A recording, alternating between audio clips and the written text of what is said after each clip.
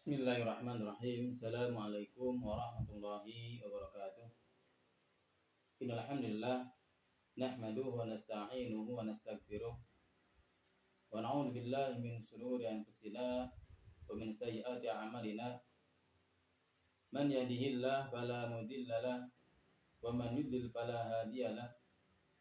Asyhadu an la ilaha illallah wa asyhadu anna Muhammadan abduhu wa rasuluh. Allah Subhanahu wa taala berfirman, A'udzubillahi minasyaitonir rajim. Wa ma khalaqtul jinna wal insa illa liya'budun. Dan tidaklah aku menciptakan jin dan manusia illa liya'budun, kecuali hanya untuk beribadah kepada Allah Subhanahu wa ta'ala. Masyaallah muslimin yang dimuliakan oleh Allah Subhanahu wa ta'ala. Maksud daripada wa ma khalaqtu di dalam ayat yang mulia ini adalah al-khalqu, yaitu ibda'u syai'i min ghairi aslin wala i'tidai, yaitu menciptakan, mengadakan sesuatu tanpa ada asalnya dan tanpa ada contohnya. Allah Subhanahu wa ta'ala menciptakan jin, menciptakan manusia tanpa ada asalnya, tanpa ada contohnya.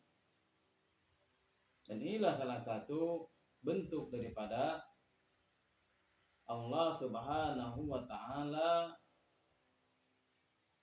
maha dari segala-galanya, menciptakan sesuatu tanpa ada asal.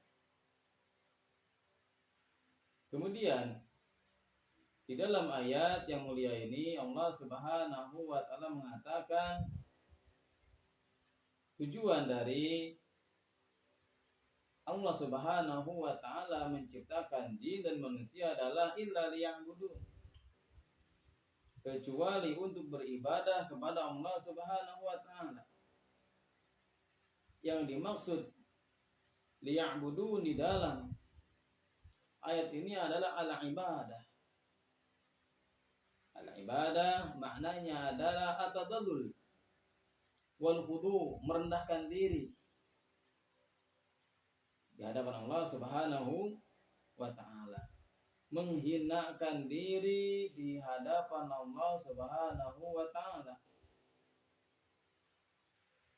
Adapun ibadah secara syarak adalah ismun jami'un lima yuhibbuhu Allahu wa yardahu minal aqwal wal a'mal al-zahirah wal batinah, yaitu sebuah perbuatan, perkataan yang dicintai dan diridhai oleh Allah Subhanahu wa ta'ala, baik yang zahir ataupun yang batin.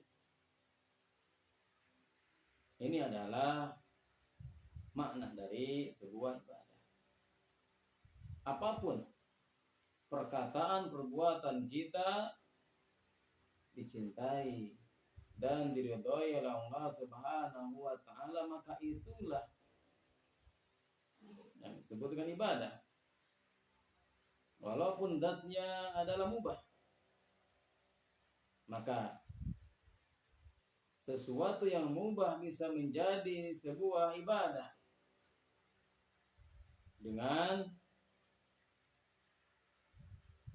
diperuntukkan untuk Allah Subhanahu wa ta'ala, karena Allah Subhanahu wa ta'ala dan Allah pun ridha dan Allah pun cinta terhadap perbuatan tersebut, maka itu adalah berbentuk ibadah.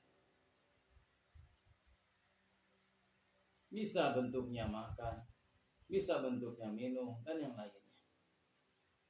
Apalagi yang berbentuknya adalah ibadah, sholat, zakat, puasa, haji, dan yang lainnya tentunya lebih harus lagi diperuntukkan untuk Allah Subhanahu wa ta'ala.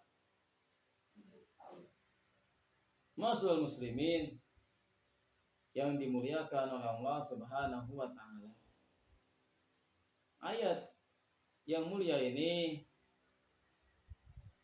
menerangkan bahwa Allah Subhanahu wa ta'ala mengabarkan annahu ma khalaqal insa wal jinna illa li'ibadatihi. Fahiya bayanun lil hikmati fi khalqihim. Maka di dalam ayat yang mulia ini Allah Subhanahu wa ta'ala mengabarkan bahwasanya Allah menciptakan jin, Allah menciptakan manusia illa li'ibadatihi, kecuali untuk beribadah kepada Allah Subhanahu wa ta'ala. Ini adalah tujuan pokok daripada penciptaan manusia. Fahiya bayanun lil hikmati fi khalqihim. Ini merupakan bayan lil hikmah, dari hikmah atas penciptaan manusia. Falam yurid minhu ma turiduhu as-sadatu min abidiha min al-i'anati lahum birizqi wal it'am.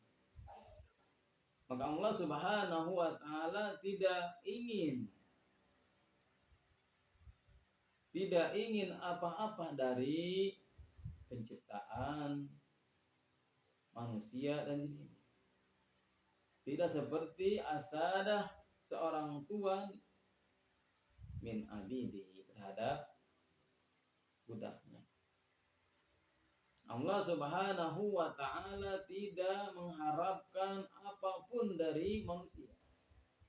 Karena memang Allah Subhanahu wa ta'ala tidak butuh pertolongan seperti pertolongannya manusia terhadap yang lainnya.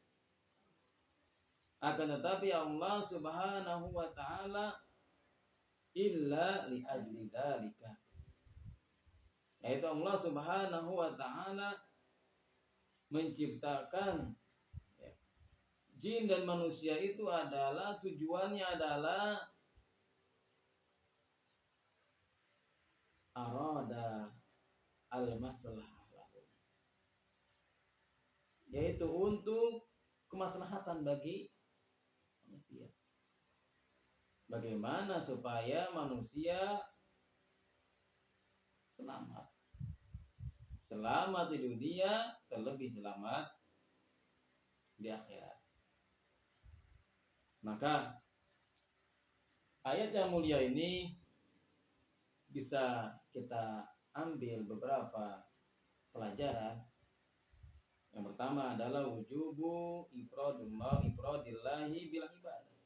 Wajibnya kita untuk mengesahkan Allah Subhanahu wa ta'ala dengan cara beribadah.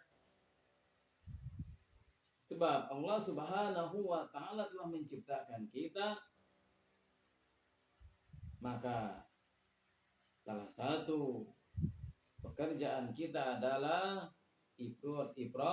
ifradullah Subhanahu wa ta'ala ala jami'i tsaqalaini al-jin wal ins. Wajibnya beribadah kepada Allah Subhanahu wa ta'ala. Yang kedua, pelajaran yang dapat kita ambil dari ayat yang mulia ini adalah bayanu al-hikmati min khalqil jinni wal ins.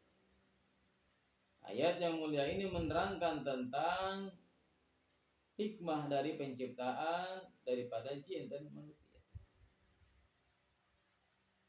Hikmahnya adalah untuk beribadah kepada Allah Subhanahu wa ta'ala. Kemudian yang ketiga adalah annal khaliq huwa alladhi yastahiqu al-ibadah duna ghairihi mimman la yakhluqu. Bahwasanya pencipta adalah yang berhak untuk diibadahi. Allah Subhanahu wa taala telah menciptakan manusia, maka kewajiban kita adalah kita beribadah kepada Allah Subhanahu wa taala. Juga di dalam hadis ini bantahan terhadap raddun ala ubadil asnami wa ghairiha. Di dalam ayat ini bantahan terhadap para ubadil asnam, para penyembah berhala, kepada orang-orang yang meminta kepada selain Allah Subhanahu wa taala. Karena mereka bukanlah orang yang menciptakan. Karena mereka tidak bisa untuk memberikan apapun. Juga di dalam ayat yang mulia ini menerangkan tentang bayanu ghinallah subhanahu wa ta'ala. Allah Subhanahu wa ta'ala di dalam ayat ini menerangkan bahwa tidak butuh an khalqihi wa hajatil khalqi ilaihi. Allah Subhanahu wa ta'ala tidak butuh kepada khalqihi. Dan sebaliknya, makhluk yang butuh kepada Allah Subhanahu wa ta'ala. Maka Allah Subhanahu wa ta'ala tidak butuh pertolongan. Allah Subhanahu wa ta'ala tidak butuh apapun dari manusia. Yang ada adalah sebaliknya. Seorang manusia sangat butuh terhadap Allah Subhanahu wa ta'ala. Apapun yang terjadi kepada kita, maka kita wajib meminta pertolongan. Kita wajib meminta pertolongan kepada Allah Subhanahu wa ta'ala. Li'annahu huwal khaliq. Karena Allah Subhanahu wa ta'ala adalah khaliq, pencipta. Allah Subhanahu wa ta'ala yang menciptakan manusia dan seluruh daripada makhluk-makhluk, baik yang di langit maupun yang di bumi. Wahum makhlukun, sedangkan berhala-berhala, orang-orang yang dipinta pertolongan adalah makhluk. Maka tidak boleh kita berdoa, tidak boleh kita meminta sesuatu, apalagi hal yang gaib. Tidak boleh kita meminta hal-hal yang gaib kepada makhluk. Karena hanya Allah Subhanahu wa ta'ala yang mengetahui. Hanya Allah Subhanahu wa ta'ala yang dapat mengabulkan. Masyaallah muslimin yang dimuliakan oleh Allah Subhanahu wa ta'ala. Inilah ayat yang mulia yang wajib kita renungkan dan kita amalkan. Bahwasanya tugas kita adalah beribadah kepada Allah Subhanahu wa ta'ala. Beribadah dalam artian adalah mengesahkan Allah Subhanahu wa ta'ala. Demikian, mudah-mudahan bermanfaat. Subhanakallahumma wa bihamdika asyhadu an la ilaha illa anta astaghfiruka wa atubu ilaik. Assalamualaikum warahmatullahi wabarakatuh.